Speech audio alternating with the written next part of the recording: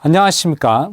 사이버 강좌의 즐거움과 유익함을 더하고 싶어하는 조선대학교 의과대학 안영준 교수입니다. 저의 닉네임은 하이준입니다. 하이준. 하이 뜻은 안녕. 그래서 하이준 하면 일명 안영준입니다. 옆에 앉아있는 친구들과 함께 인사해 봅시다. 안녕하세요. 안녕하세요. 네, 아주 좋습니다. 역시 호응을 잘 해주는 것 보니 이번 수강생들도 아주 훌륭한 것 같습니다. 이번 사이버 강좌는 제목처럼 내용이 분명합니다. 생활 속의 응급처치. 감이 딱 잡힐 것이라 생각합니다. 그러면서도 궁금하죠? 여러분들은 인생을 살아가면서 여러 가지 예기치 않는 응급 상황에 노출되기도 하고 노출된 경험이 있을 것입니다. 그때 당황스럽고 무엇을 해야 할지 몰라 허둥지둥합니다. 침착해야 됩니다. 그리고 올바른 응급처치를 통해 한 생명을 살릴 수도 있습니다.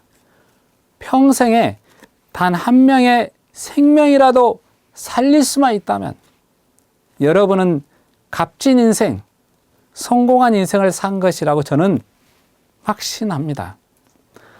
아마 미래에는 스마트폰으로 사진을 찍듯이 엑스레이를 찍어서 바로 확인할 수도 있고 또 홀로그램을 통해서 그 상황에 맞는 응급처치 방법을 알려줄 것입니다.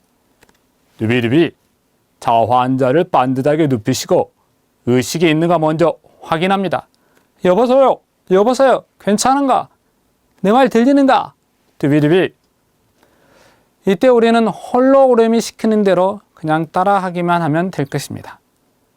수강생 여러분, 그런 시대가 올 것 같은데 상상이 갑니까?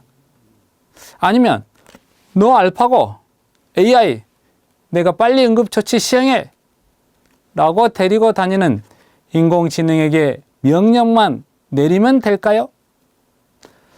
응급실에서 일어난 일입니다.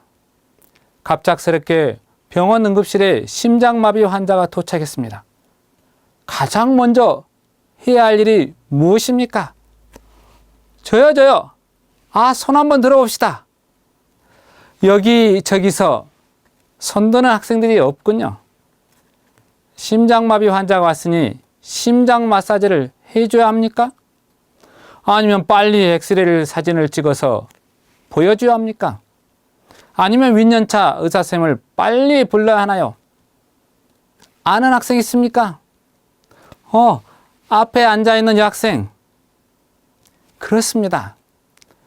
뭐라고 하신 줄 아십니까?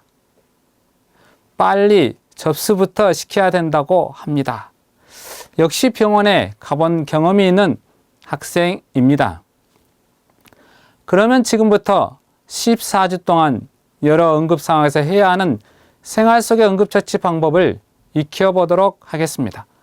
화상을 입었을 때, 삐었거나 부러졌을 때, 출혈할 때, 경련을 일으켜 발작하고 있을 때, 갑자기 쓰러졌을 때, 약물 중독이었을 때, 어린이들에게 사고가 났을 때 등등 상황에 따라 적절한 응급처치 방법들을 살펴보겠습니다. 자, 채널 고정, 그리고 시선도 고정, 당신의 가치가 달라집니다. 학습 목표를 한번 다 같이 따라서 읽어보도록 하겠습니다. 첫째, 응급처치가 무엇이며 응급처치에 대한 법률을 이해하고 설명할 수 있다. 둘째, 인체의 구조를 이해하고 설명할 수 있다. 셋째, 생활 속의 여러 가지 응급 상황에서 적절한 응급처치 방법을 이해하고 시행할 수 있다. 넷째, 기본적인 성인의 인명구조술, 다시 말하면 심폐소생술을 눈으로 보고 이해하고 시행할 수 있다. 학습 목표는 아주 간단합니다.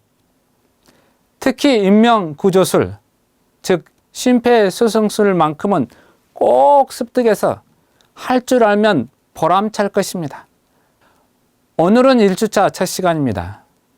1차 시에는 응급처치에 대한 이해와 그에 관련된 법률에 대해서 이야기하겠습니다. 2차 시에는 응급처치와 관련된 용어로 주로 병원에서 사용하는 용어이기도 합니다. 3차 시에는 다 알고 있지만 간단하게 우리 몸의 인체 기본 구조에 대해서 살펴보겠습니다. 1차 시 첫 강좌로 응급처치에 대한 이해와 법률에 관한 내용입니다. 갑자기 법 이야기가 나오니 긴장되는 것은 아니겠죠. 자, 긴장을 풀고 강의에 집중해 봅시다. 화면에 보이는 그림은 무엇입니까? 칼도 보이고 저울도 보이고 먼 책도 보이는 것 같습니다. 사실 이 그림은 동일한 사진으로 정의의 여신상입니다. 첫 번째 있는 것은 사법연수원에 있는 정의의 여신상이고, 두 번째는 대법원에 있는 정의의 여신상, 세 번째는 법원에 들어가면 문 유리창에 붙여진 정의의 여신상을 간단하게 형상화시킨 심볼입니다.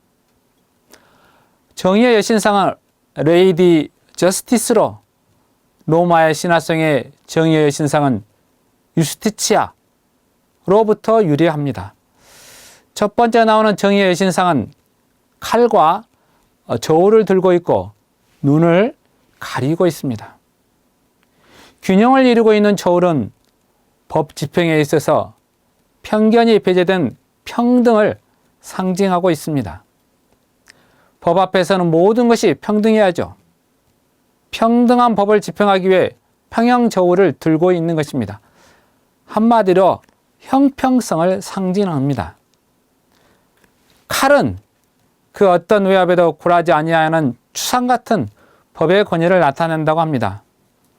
엄격하게 집행하지 않으면 따르는 사람이 없기 때문에 엄격히 집행하도록 해야 합니다. 정리하자면 법의 엄격한 집행을 상징합니다. 그리고 가린 눈이나 눈 가리개는 한마디로 공정성을 뜻합니다. 그냥 눈을 뜨고 본다면 사람의 직업, 부의 정도, 권력에 따라 차별할 수 있지만, 눈은 감고 사람을 판단한다면 상황이나 형평에 치우치지 않고 공정하게 판단할 수 있게 되겠죠? 즉, 어느 한쪽으로도 기울어짐이 없이 공평함을 뜻합니다. 두 번째 사진에는 칼 대신 법전이 보입니다. 법전은 말 그대로 법전에 의한 법 적용을 뜻하고 있습니다. 법은 법전에 의해 기억되기 때문입니다. 응급 상황에 대한 법 적용은 역시 법전에 있습니다. 혹시 응급 의료 비용 미수금 대지급 제도를 알고 있습니까? 이것은 응급 환자가 의료기관에서 응급의료를 제공받고 일시적인 경제적 어려움으로 의료 비용을 지불하지 못한 경우 응급의료 비용을 국가에서 대신 지급해 줍니다. 그리고 나중에 환자 본인을 포함한 상환 의무자로부터 돌려받는 제도입니다. 이 제도는 반드시 응급 증상으로 진료받은 경우에만 가능합니다. 응급 증상에 해당되지 않으면서 응급실을 이용했다는 이유만으로 이 제도를 이용할 수 있는 것은 아닙니다. 또한 진료비 지불 능력이 있는 경우에도 이용할 수 없습니다. 혹시 이 사람이 누구인지 아십니까? 롯데 야구 선수 임수혁입니다. 2000년 4월 잠실에서 트윈스와의 경기 도중 2루타를 치고 치료한 직후 갑작스런 심장 발작을 일으키며 쓰러진 뒤로 의식을 회복하지 못하고 식물인간 상태로 있었습니다. 그 10년간 식물인간 상태로 있다가 2010년 2월에 세상을 떠났습니다. 그때의 장면을 한번 보시겠습니다.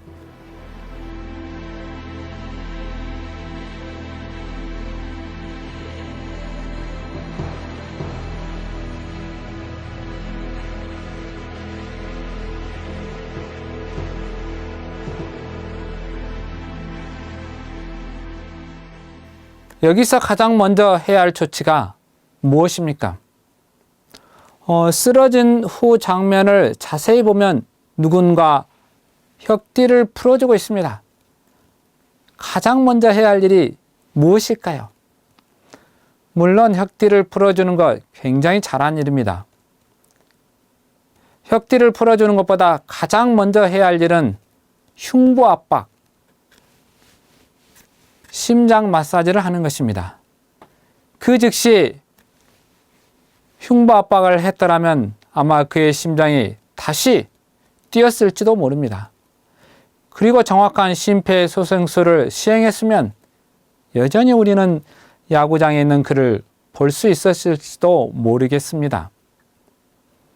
또 이 사람은 누구입니까? 우리나라 유명한 성우 장정진입니다. 그는 달려라 허니에서 홍두깨 역으로 나왔고 명탐정 코난에서 탐정 모리 코골이 역으로 나왔습니다. 뿐만 아니라 정글북에서 바키라 역 등등 목소리가 아주 훌륭했습니다. 그는 2004년 라디오 방송 골목의 제왕에 출연하여 떡먹기 게임을 하다가 떡이 목에 걸렸습니다. 정확히 말하자면 떡이 기도에 걸려 호흡을 할 수 없게 된 것입니다. 이때 어떤 처치를 해줘야 합니까? 누구 아는 학생이 있습니까? 혹시 이런 상황에 옆에 아무도 없고 당사자 본인만 있다면 어떤 조치를 취해야 합니까? 물론 이런 것도 이번 강좌에서 가르쳐 줍니다. 굉장히 기대가 되지 않습니까?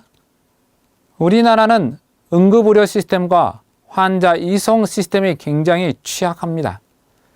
한 사람의 생명을 살리기 위해서는 많은 투자가 필요합니다. 환자를 살리기 위해서는 헬기를 쉽게 동원할 수 있고 환자를 이송하는 앰뷸런스에는 본 병원과 연결된 네트워크 시스템이 있어 환자의 상태를 화상 및 팩스로 미리 볼 수 있어야 합니다. 그래야 환자가 중요한 순간에 적절한 응급처치를 통해 순간의 고비를 잘 넘길 수 있게 됩니다. 전에도 장중첩증 환자가 이 병원, 저 병원 이송하다가 치료를 받지 못해 죽은 경우도 있었습니다. 또 뇌동맥, 정맥 기형이 있는 성인이 갑자기 뇌출을 일으켜 응급수술을 받아야 하는데 병원 사정으로 늦게 수술을 받게 되어 중태에 빠진 경우도 있습니다. 앞으로는 이런 일이 발생하지 않도록 응급의료 시스템 및 환자 이송 시스템이 잘 갖추도록 해야 합니다. 이런 시스템이 잘 갖추어져 있을 때 비로소 선진국이라 할 수 있습니다. 우리나라에도 응급의료 체계가 갖추어져 있습니다. 응급의료 서비스가 제공되는 장소에 따라 크게 병원 전 단계 또 병원 단계로 구분될 수 있으며 그 활동 단계를 아래와 같습니다.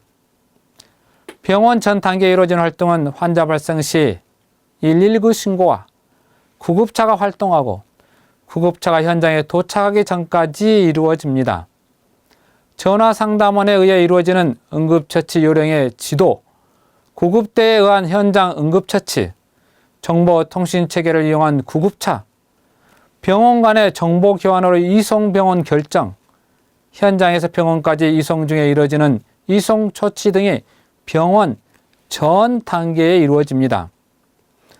병원 단계에서 이루어지는 활동은 응급의사의 현장 처치의 검토 및 연속적인 응급처치, 진단을 위한 적절한 검사, 입원 치료 등 혹은 응급수술 결정, 전문 응급센터로 전원 여부의 결정과 전원병원 결정 등이 이루어집니다.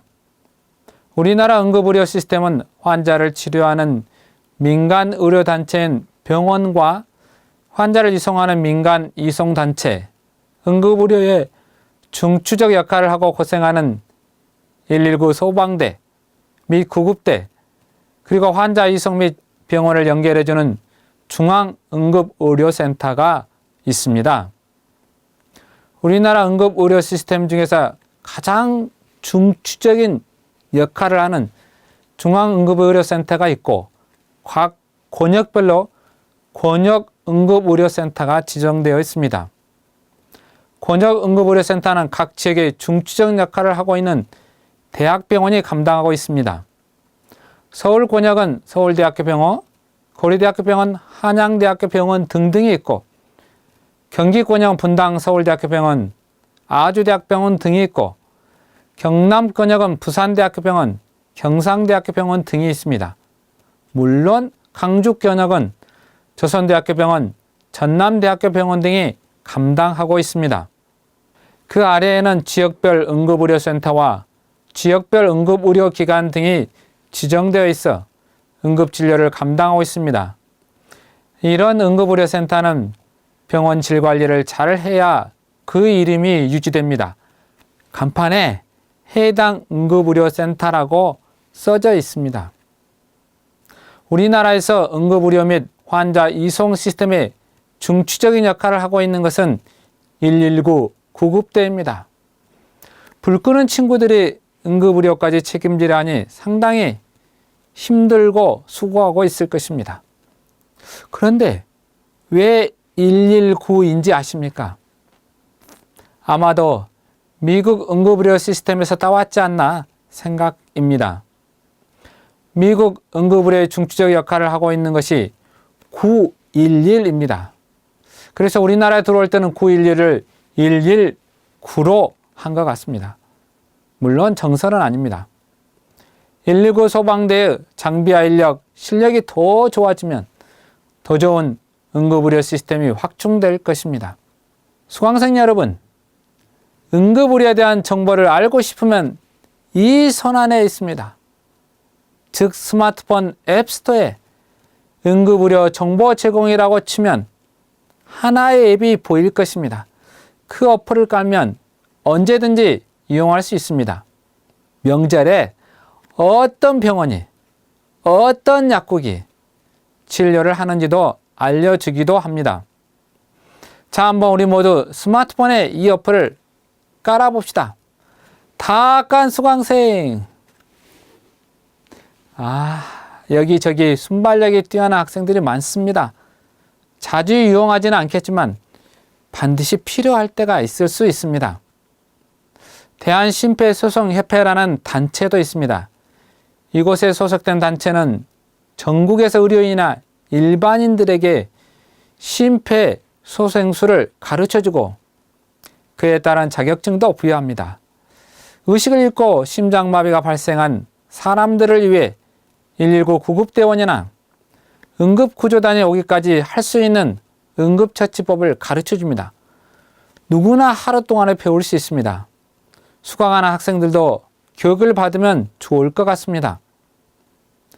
다음에는 민간 소속으로 환자 이송을 담당하는 129 환자 응급 이송단이 있습니다. 그런데 먼 곳을 갈 때 이용하는데 절대 무료는 아닙니다. 드디어 법률에 관한 내용이 나왔습니다. 한번 같이 읽어볼까요?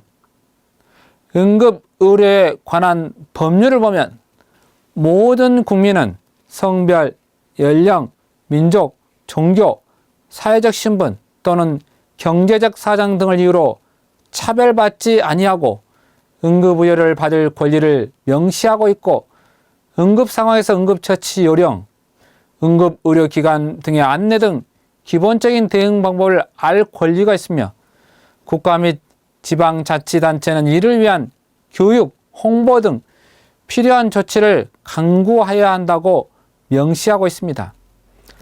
무슨 말인지 아시겠죠?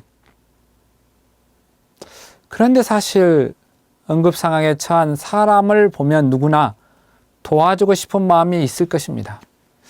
그런데 문제는 내가 과연 할 줄 아는 것이 있나? 라는 문제와 뭔가를 도움을 주었다가 잘못되면 내가 책임을 져야 하는 것에 대한 두려움이 있습니다. 첫 번째는 의료인에게만 문제될 수 있습니다. 의료인은 반드시 도와주어야 합니다. 의료인이 현장에 있었는데 도와주지 않아 큰 문제가 발생하면 나중에 그 의료인을 확인하여 문제를 삼을 수도 있습니다. 그러나 비의료인은 큰 문제가 되지 않을 것입니다. 오히려 비의료인은 도와주었는데 무슨 문제가 발생했을 경우 책임을 지우게 할까봐 걱정이 됩니다. 그래서 생긴 것이 선의의 응급의료입니다. 여기도 한번 같이 읽어보겠습니다. 생명이 위급한 응급 환자에게 응급의료 또는 응급처치를 제공하여 발생한 재산상 손해와 사상에 대하여 고의 또는 중대한 과실이 없는 경우 해당 행위자는 민사 책임과 상해에 대한 형사 책임을 지지 않는다라고 명시하고 있습니다. 즉 유사시 응급환자 발생 시 현장 대응이나 최초 반응자의 응급처치 활동을 보호하고 있습니다. 그래서 이러한 법을 착한 혹은 선한 사마리아인의 법이라고 합니다. 왜 착한 사마리아인의 법이라 했는지 알고 계시나요? 착한 사마리아인의 이야기는 베스트셀러인 성경에서 나온 이야기입니다. 선한 사마리아 법은 응급 상황에서 질병이나 사고로 인하여 응급처치가 필요한 사람의 구조활동을 하는 의료인이나 일반인들을 보호하기 위한 법적 조치와 법률을 말하고 있습니다. 상식적이고 이성적인 수준의 구조활동을 법적 보호 안에서 할 수 있도록 권면하기 위해 제정된 법률이기도 합니다. 그러면 선한 사마리아인의 법의 배경에 대해서 이야기를 들려주도록 하겠습니다. 그림 1번을 보겠습니다. 어떤 사람이, 이 사람은 성경에는 유대인이라고 나옵니다. 이 사람이 한적한 길을 가고 있습니다. 길을 가다가 강도를 만났습니다. 강도를 만나 모든 것을 털리고 상해를 받아 큰 부상을 입었습니다. 4번 그림을 보겠습니다. 지나가는 첫 번째 사람으로 제사장이 나옵니다. 오늘날로 말하면 교단, 당회장 되는 분 정도라고 할 수 있습니다. 그런데 제사장, 이분이 보고 지나쳤습니다. 물론 여러 이유가 있었을 것입니다. 도와주다 다시 강도 나오면 어떡하지 하는 두려움, 교단위원회 모임이 있어 자신을 위원들이 간절히 기다리고 있는데 하면서 지나쳤는지 모릅니다. 두 번째 사람은 레위인이 등장합니다. 레위인은 오늘날로 말하면 종교 지도자, 전임 사역자로 신부, 목사, 스님에 해당되는데 그 사람도 그냥 지나칩니다. 물론 나름 합당한 이유가 있을 것입니다. 그 사람도 30분 후에 예배 봐야 하는데 특히 성가신일에 연루되기 싫다. 제사장도 그냥 지나가는데 내가 무엇을 도와줄 수 있겠느냐 하며 그냥 지나칠 수 있습니다. 세 번째 사람이 바로 주인공 사마리아인입니다. 사마리아 사람은 강도 만난 사람을 불쌍히 여겨 즉시 응급처치를 해주었을 뿐만 아니라 주막에 데려가 주인에게 돌보아 주라고 했습니다. 비용이 더 들면 돌아오면서 갚아주겠다고 했습니다. 역사적 배경으로 보면 당시의 유대인들은 순수 혈통을 상실했다고 사마리아인들을 멸시했습니다. 사마리탄 하면 멸시나 욕의 뜻이기도 했습니다. 그래서 사마리아는 굳이 그 사람을 돕고 싶지 않을 수도 있습니다. 그런데 그는 응급조치를 했을 뿐만 아니라 후속 조치까지 취했던 것입니다. 그래서 이 사마리아인의 선행을 배우고자 제정된 이 법을 착한 혹은 선한 사마리아인의 법이라는 별명이 붙은 것입니다. 이 법은 생명이 위태로운 응급환자에 대한 일반인들의 응급구조 활동을 격려하고 보장하기 위해 제정되었습니다. 즉 고의나 중대한 과실이 없으면 재산상의 손해나 사상에 대한 책임을 묻지 않겠다는 것입니다. 그렇다고 맞지도 않은 응급처치를 해서 환자에게 치명적인 손해를 입히면 그것까지 책임을 묻지 않겠다는 것은 결코 아닙니다. 다음 차시는 응급처치에 관련된 용어를 알아보겠습니다. 채널 고정, 시선 고정, 당신의 가치가 달라집니다.